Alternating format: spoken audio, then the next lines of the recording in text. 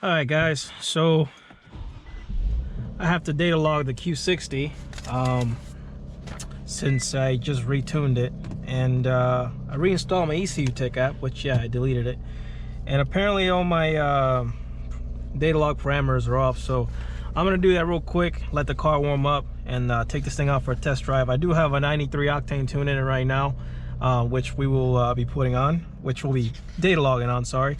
And I just kind of really quick, I have a printout of the parameters I need to log for the tuner. So let me get this in real quick, and then we'll go out for a test drive. Car has to warm up anyway, so I'm gonna let it get up to operating temperature, and then we'll head out, do a couple of quick third gear pulls, nothing too crazy, a couple of shifting pulls just to get him some data logs. I know it's been a while, and go from there. All right, guys, well, the tune that I have on it right now is a 93 tune when I was full bolt on, but then again, the only thing I'm really missing is a cat back, I guess. But I don't see that making a whole lot of difference, but we'll see what the tune reads. I'm looking for knock or anything like that. Let's put it in Sport Plus.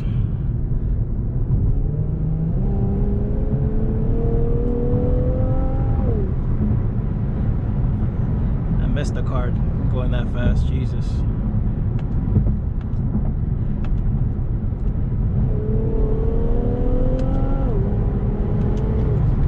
Jesus. I did miss that. I do have the fake exhaust noise on. I disconnected the battery recently, so that's still on there. I'm not seeing any knock so far, but then again, I'm really not pushing the car that much. I do have a lot of different gauge setups for my ECU Tech. I know you guys, I've helped quite a few of you set that up in previous videos, but yeah, so far I took off the ethanol content sensor from the last one that I used to have, because of course I'm no longer on the 85. But I'm just gonna put some quick gas in this thing. It's had some, gas sitting in the garage for quite some time. Put some fresh gas in it and get some logs. Hopefully they turn out okay. All right, pulling up to my usual test road. It's not a perfect road, but it's enough to do a third gear pull after the curve here. Let's see what happens. Start logging.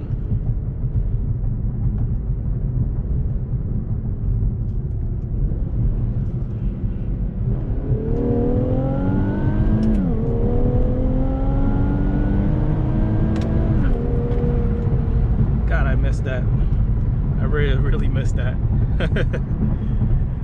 There's one log in.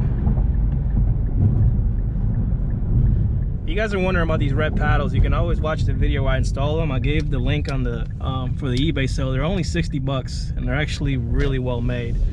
Let's go get another log in.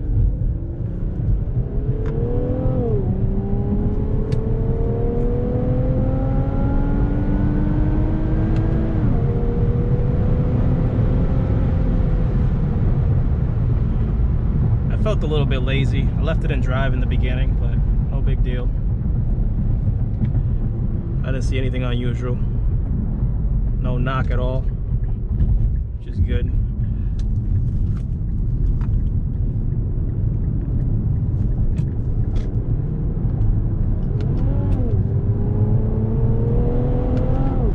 Jesus. All right, let's do another data log rolling from shit. Let's not do a data log right now. Traffic's coming. I was gonna do a first, second gear, third gear roll in. Wait for traffic to pass.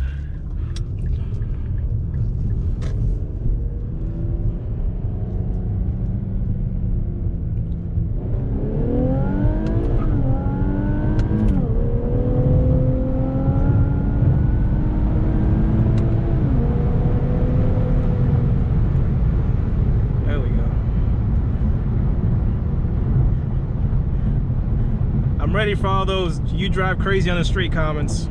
I love seeing those kind of comments, like you guys don't. Gotta do what you gotta do.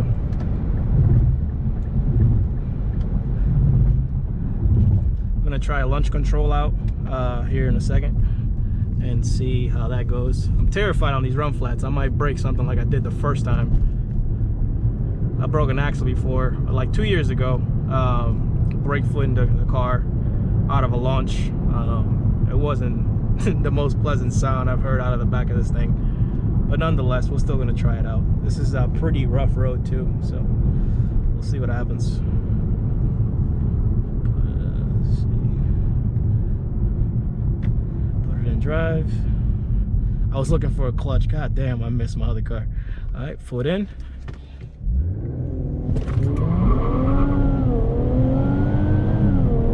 Jesus. That felt good. That felt really, really good. Really good. I think there's a vacuum leak somewhere or something. I heard a like a air noise in the front while accelerating there. It might have been something else, but you know, could be something silly. See if we restored any knock on that pole. No knock whatsoever. This car is happy. Shout out to AMS, man. They've really supported me well over the past couple of years with this platform. Tunes have always been killer, and their support for me has been, you know, nothing less than excellent. So shout out to them. Shout out to all you guys, you know, picking up the torch where some of us people who first started tuning these cars started. You know, you guys are now in big turbo cars and upgraded turbos like RT turbos and pure turbos running 10s and stuff like that. Man, I try to do that on stock turbos. I've broke this car 3 times trying to do that, and it didn't work out. But hey, I probably could have kept going. Just got sidetracked, bored, whatever you want to call it. But here we are, trying to get a decent quick daily, just to kind of thrash around for the last 8,200 miles that I'm allowed on my lease. 8,207 to be exact. Yeah, this is a lease, but that's all right. You know, I'm looking into something a little faster next time. Maybe something that has more room to grow before you got to upgrade internals and stuff like that. And honestly, guys, I've always talked about it. GTR is obviously the end goal, but there's always going to be a car out there that's going to call your attention, even though that's the car that you want. So if I be completely honest, 2021 M3, I've said this in the previous video, and I got to see what the new Z looks like. A Z, this motor in a Z might be a little bit better to work on, more room up front, but hopefully that's the case. Otherwise, I don't know what Nissan's gonna do, man. You guys got her boosted motion in his last live or video. They might be going broke, so there might not be a new body style, just a VR30 in the old body style, and I don't think I'm with that. So, but other than that, guys, I'm just data logging the car today, not doing much to it. I wanted to see you guys, me back in the VR30. You guys say you miss it, but I'm just circling the block, pretty much doing some small third gear pulls, and you saw the one launch control there. It felt really good. So for on the street, this is definitely a sleeper. I plan to use this to street race a couple of people, get them off guard. Just kidding. Don't add me in the comments. Just trying to enjoy the car a little bit more, that's all. So we're gonna do a quick little pull here. Start the data log. Slow down.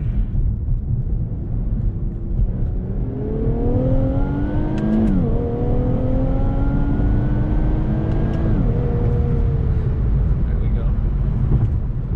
Always fascinates me how freaking quick this car stops.